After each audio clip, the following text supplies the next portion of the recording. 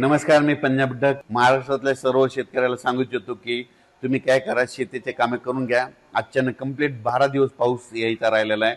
म्हणजे 12 दिवसा पाऊस राहिला आहे, म्हणजे 12 दिवसानं मान्सूनचा पाऊस येणार आहे.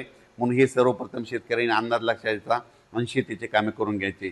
आणि राज्यात सध्यामध्ये आज 25च्या दरम्यान पश्चिम महाराष्ट्र, मराठवाडा आणि उत्तर महाराष्ट्र आणि कोकणपट्टी घाटमाटा परिसरामध्ये विखुरलेल्या स्वरूपाचा आज देखील बऱ्याच ठिकाणी पूर्व मोसमी जोरदार पाऊस पडणार आहे. याच्यामध्ये काही ठिकाणी गारपीट देखील होणार आहे. म्हणून हे अंदाज शेतकऱ्यांनी लक्षात घ्यायचा. त्याच्यानंतर विदर्भातल्या शेतकऱ्याला सांगू इच्छितो की विदर्भातल्या शेतकऱ्याचे फोन आले, पूर्व मोसमी पाऊस कधी येणार आहे. तर विदर्भातल्या सर्व शेतकऱ्याला सांगू इच्छितो की पूर्व मोसमी पाऊस तुमच्याकडं 26 मे पासून ते 5 जूनच्या दरम्यान चांगला पाऊस पडणार आहे. वेगवेगळ्या भागात विखुरलेल्या स्वरूपाचा खूप काही काही ठिकाणी ओढे नाले वाहतील असा विदर्भात देखील 26 मे ते 5 जूनच्या दरम्यान त्या 10 दिवसामध्ये पडणार आहे. सगळीकडे ती एकदा येणार नाही. म्हणून हे देखील विदर्भातल्या शेतकऱ्यांनी अंदाज लक्षात घ्यायचा. पण विदर्भातल्या शेतकऱ्याला सांगू इच्छितो की तुम्ही काय करा, शेतीचे कामे करून घ्या, शेत तयार करून घ्या. कारण की तुमची पेरणी जरा यावर्षी लवकर होण्याची चान्स आहे. कारण की यावर्षी पाऊस शॉर्टकट मार्गाने येत असल्यामुळं, मान्सून शॉर्टकट मार्गाने येत असल्यामुळे तुमच्याकडे देखील मोसमी पाऊस लवकर दाखल होणार आहे. म्हणून शेतीची कामे विदर्भातल्या 6, 5, 11 जिल्ह्यांमध्ये वर्धा, नागपूर, भंडारा, गोंदिया, चंद्रपूर, यवतमाळ, वाशिम, हिंगोली, त्याच्यानंतर बुलढाणा, अकोला, अमरावती, इकडं नांदेड जिल्हा, यवतमाळ जिल्ह्यातल्या शेतकऱ्यांनी शेतीचे कामं करून घ्या. कारण की पूर्व मोसमी पाऊस तुम्हाला पडणार आहे, त्याच्या पाठीमागून लगेच मोसमी पाऊस येणार आहे. म्हणून तुमच्यासाठी खूप चांगलं वातावरण राहणार आहे. म्हणून हे देखील लक्षात घ्यायचं. परभणी जिल्ह्यातल्या शेतकऱ्यांनी देखील शेतीची कामे करून घ्यायची. कारण की परभणी जिल्ह्यात देखील काय होणार आहे, म्हणजे मराठवाड्यात देखील काय होणार, मराठवाड्यात देखील तुम्हाला सांगतो, परभणी जिल्हा झालं, लातूर जिल्हा झालं, बीड जिल्हा झालं, धाराशिव जिल्हा झालं, ह्या पट्ट्यामध्ये काय होणार, पूर्व मोसमी पाऊस काय होणार आहे, अगोदर थोडा जास्त पडत असल्यामुळे काही भागामध्ये जास्त पडणार आहे.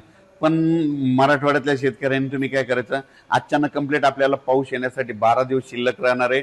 5-7 जूनला पाऊस येणार आहे. म्हणून हा अंदाज लक्षात घ्यायचा. पण बदल झाला तर त्याचा परत निषेध दिला. पण माझं म्हणणं आहे, तोपर्यंत आपण आपल्या शेतीचे कामं करून घेणे सगळ्यात महत्त्वाचं आहे. उत्तर महाराष्ट्रातल्या शेतकऱ्यासाठी एक आनंदाची बातमी, उत्तर महाराष्ट्रातील काय होणार आहे, म्हणजे 26-27 मेच्या दरम्यान देखील पूर्व मोसमी पाऊस असणार आहे. आणि उत्तर महाराष्ट्रात देखील काय होणार आहे, म्हणजे 1 जूनच्या नंतर देखील बऱ्याच ठिकाणी तिकडल्या भागात देखील चांगला मान्सून पूर्व, नंदुरबार जिल्हा झाला, धुळे जिल्हा झाला, जळगाव जिल्हा झाला, नाशिक जिल्ह्यामध्ये पाऊस बरसणार आहे. म्हणून हे अंदाज लक्षात यायचा. पण उत्तर महाराष्ट्रातल्या शेतकऱ्याला सांगू इच्छितो की तुम्ही काय करा, म्हणजे 5 जूनच्या अगोदर तुमचे शेतीचे कामं सगळे रेडी करून ठेवा. कारण की मान्सून पूर्व पाऊस बी बरसणार आहे आणि त्याच्या पाठीमागून मान्सून येईल. म्हणून पीक यावर्षी पण सर्व शेतकऱ्याला सांगू इच्छितो की शेतीमध्ये पेरणी करत असताना, लागवडी करत असताना स्वतःचा निर्णय स्वतः घ्यायचा. जमिनीमध्ये ईदभर ओल गेल्याच्या नंतर तुम्ही पेरणीचा निर्णय घेऊ शकता. 4 बोट गेलं तर तुम्ही पेरणीचं पाणी पेरणीचा निर्णय घेणं हे तुम्ही तुमचं स्वतःचं ठरवायचं. आमच्या जबाबदारी नाही. तुम्ही तुमचा पेरणीचा निर्णय घ्या.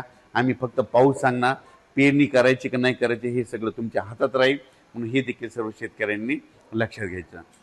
आणि एक सगळ्यात महत्त्वाचं एक सांगतो तुम्हाला, कोणता तज्ज्ञ सांगणार नाही, 1 जून नंतर महाराष्ट्रात पडलेला पाऊस हे मान्सूनचा गृहीत धरायचा. आणि 31 मेच्या अगोदर जे पडेल त्याला अवकाळी असं समजायचं, हे मात्र गृहीत धरायचं. म्हणून काय करायचं, 1 जून नंतर जर तुमच्या शेतामध्ये चांगला ईदभर ओलीचा पावसाळा असला तर तुम्ही तुमचा पेरणीचा निर्णय घेऊ शकता. पण तुम्हाला सांगू इच्छितो, यावर्षी मान्सूनसाठी इतकं पोषक वातावरण कधीच नसतं. पण तुम्ही बघा, 30 आणि 31 तारखेला आपली केरळची देवभूमी हो, चांगला मान्सून सक्रिय होणार आहे. आणि ते सक्रिय झाल्याच्या नंतर 4 ते 5 दिवसात मध्ये 5-7 जूनच्या दरम्यान तो महाराष्ट्रात येऊ शकतो. म्हणून हे लक्षात घ्यायचं.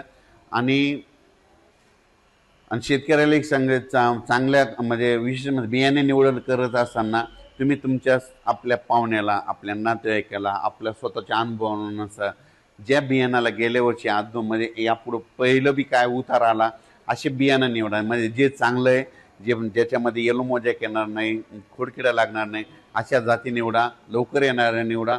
पण स्वतःचा अनुभव असेल, पाहुण्याचा, नातेवाईकाचा, असं घेऊन बियाणाची निवड करा. मी देखील माझी शेती करत असताना मी देखील काय करतो, माझा स्वतःचा अनुभव घेतो. नातेवाईकाला, पाहुण्याला 10 ठिकाणी प्लॉट बघायला जात असतो. आणि त्यानुसार मी देखील पेरणी करत असताना वैयक्तिक मी माझा निर्णय